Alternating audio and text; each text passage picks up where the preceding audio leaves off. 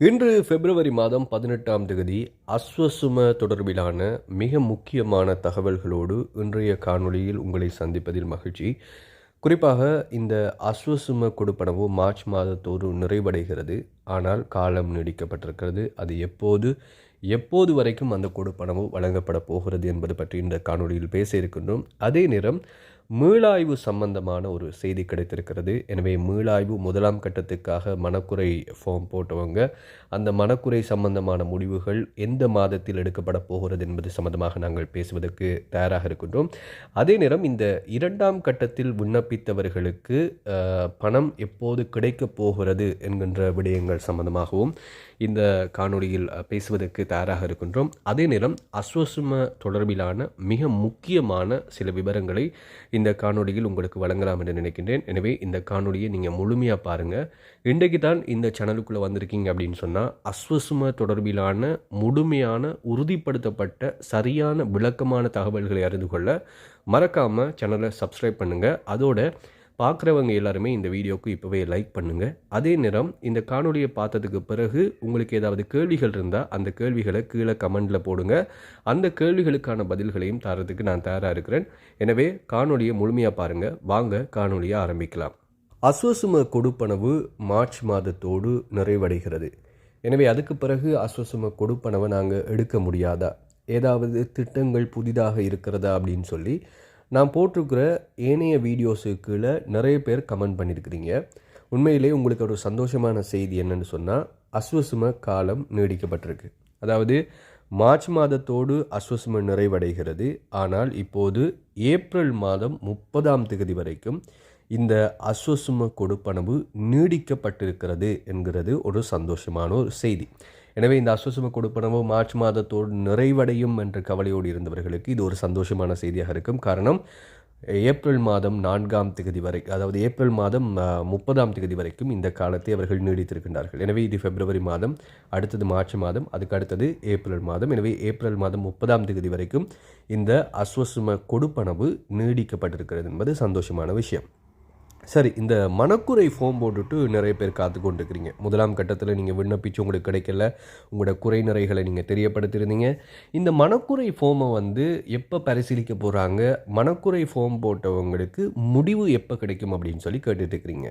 இந்த மனக்குறை ஃபார்ம் போட்டவங்களினுடைய விவரங்களை ஆராயறதுக்கு மே மாதத்திலிருந்து, அதாவது 5ஆம் மாதத்திலிருந்து ஒரு நடவடிக்கையை ஏற்படுத்த போவதாக சொல்லப்படுகிறது. அது சம்பந்தமான ஆராய்ச்சிகளை மேற்கொள்ள போவதாக சொல்லியிருக்காங்க. அதாவது மே மாதத்திலிருந்து இந்த மனக்குறை ஃபார்ம் போட்டவங்க தொடர்பிலான விவரங்களை ஆராய்ந்து அதற்கான முடிவுகளை வழங்குறதுக்கு ஒரு தீர்மானம் எடுக்கப்பட்டிருப்பதாக சொல்லப்படுகிறது.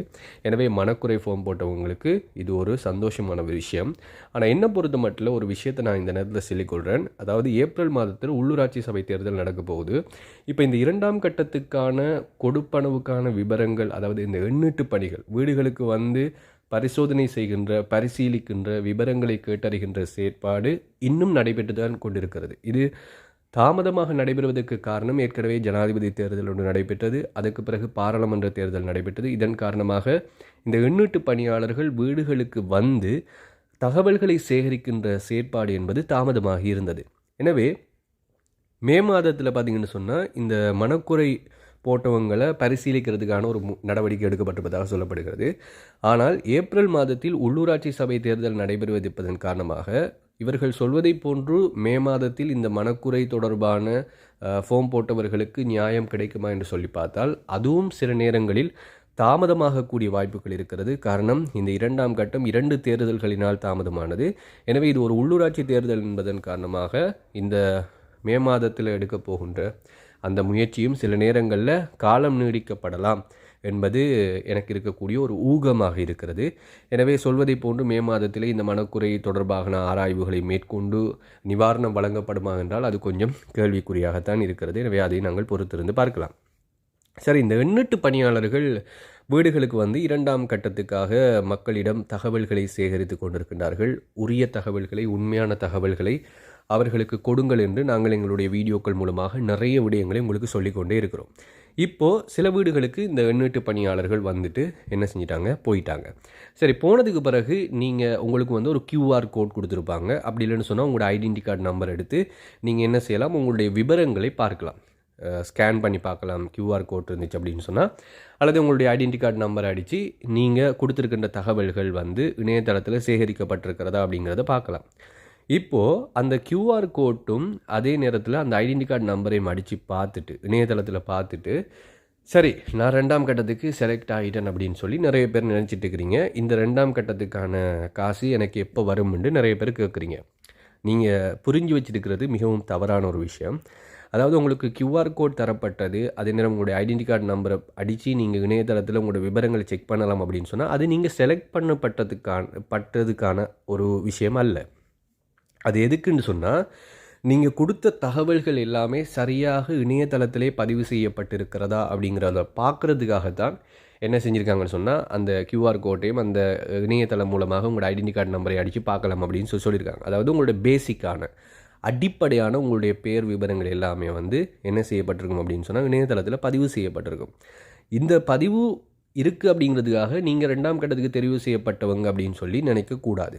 நீங்கள் 2ஆம் கட்டத்துக்கு தெரிவு செய்யப்படுறீங்க அப்படின்னு சொன்னால், அந்த நேம் லிஸ்ட் ஒன்று வெளியிடப்படும், ஒரு பேர் விபரம் ஒன்று வெளியிடப்படும். அந்த பேர் விபரம் வெளியிடப்பட்டால் மட்டுமே, அந்த வெளியிடப்படுகின்ற பேர் விபரத்தில் உங்களுடைய பேர் இருந்தால் மட்டுமே உங்களுக்கான அஸ்வஸ்ம கொடுப்பனவு என்ன செய்யப்படும், கொடுக்கப்படும். ஆனால் எனக்கு ஒரு ஊகம் இருக்கிறது என்னென்னு சொன்னால், இந்த 2ஆம் கட்டம் எதிர்வருகின்ற 6ஆம் மாதத்துக்கு பிறகு சில நேரங்களில் கொடுக்கப்படக்கூடிய வாய்ப்புகள் இருக்கிறது. எனவே இப்போ எங்களோட பேர் வந்து அந்த லிஸ்ட்டில், அதாவது இணையதளத்தில் இருக்குது. அப்போ எங்களுக்கு எப்போ காசு தருவாங்க அப்படின்னு சொல்லி நிறைய பேர் கேட்டுருக்கிறீங்க. இந்த 2ஆம் கட்டத்தில் இணையதளத்தில் பேர் இருக்குது, உங்களோட விபரம் இருக்குது அப்படிங்கிறதுக்காக உங்களுக்கு இப்போதைக்கு காசு தரவே மாட்டாங்க. 2ஆம் கட்டத்தில் யாருக்கும் இதுவரைக்கும் காசு அஸ்வசமாக கொடுக்கப்படவில்லை. எனவே அந்த பேர் லிஸ்ட் வெளியானதுக்கு பிறகு தான் அஸ்வசமாக கொடுப்பனவும். அந்த லிஸ்ட்டில் உங்களோட பேர் இருந்துச்சு அப்படின்னு சொன்னால் அந்த காசு உங்களுக்கு கிடைக்கும். இப்போது ஜனவரி மாதத்திலிருந்து பார்த்தீங்கன்னு சொன்னால் அஸ்வஸ்ம கொடுப்பனவு அதிகரிக்கப்பட்டிருக்கிறது. உண்மையிலே சந்தோஷமான ஒரு விஷயம். அதே நேரத்தில் ஏப்ரல் 30ஆம் தேதி வரைக்கும் அந்த அஸ்வஸ்ம கொடுப்பனவு வந்து நீடிக்கப்பட்டிருக்கிறது அப்படிங்கிறது இன்னும் சந்தோஷமான ஒரு விஷயம். எனவே எதிர்வருகின்ற 6ஆம் மாதத்துக்கு பிறகு இந்த 2ஆம் கட்ட கொடுப்பனவுகள் கொடுக்கப்படுவதற்கான சந்தர்ப்பங்கள் இருக்கிறது.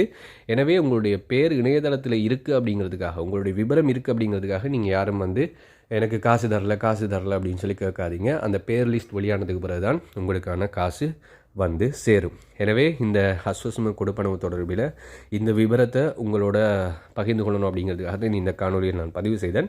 எனவே 2ஆம் கட்டத்துக்காக விண்ணப்பித்தவர்களும், அஸ்வஸ்மம் முடிய போகுது என்று சொல்லி எதிர்பார்த்துட்டு இருக்கிறவங்களும், அதே நேரம் மனக்குறை போட்டவங்களும் வந்து எதிர்பார்ப்போடு இருக்கிற விஷயங்களை தான் இன்றைய தினம் உங்களோடு நான் பேசியிருந்தேன். இந்த செய்தியை அஸ்வசும தகவல்களை அறிந்து கொள்வதற்கு தயாராக இருக்கிறவங்களுக்கு மறக்காமல் ஷேர் பண்ணுங்கள். அது மட்டும் இல்லை, இந்த மனக்குறைவும் அதே நேரம் மீளாய்வு சம்பந்தமான செய்திகள் எதிர்வருகின்ற காலங்களில் கிடைக்கும். அதே நேரம் அஸ்வசும நீடிக்கப்படுமா அப்படிங்கிற செய்திகள் நிச்சயமாக கிடைக்கும். அதே நேரம் 2ஆம் கட்டம் தொடர்பிலான தகவல்கள் அடிக்கடி வந்து கொண்டே இருக்கும். எல்லாவற்றையும் நீங்கள் தெளிவாகவும் விரிவாகவும் அறிந்து கொள்வதற்கு யூடியூப் சேனலை சப்ஸ்கிரைப் செய்து கொள்ளுங்கள். மறக்காமல் இந்த வீடியோக்கு ஒரு லைக் போடுங்க. இந்த செய்தியை மற்றவர்களுக்கும் ஷேர் பண்ணுங்கள். இன்னும் ஒரு அஸ்வஸ்ம தொடர்பிலான காணொலியில் நான் உங்களை சந்திக்கிறேன். நன்றி.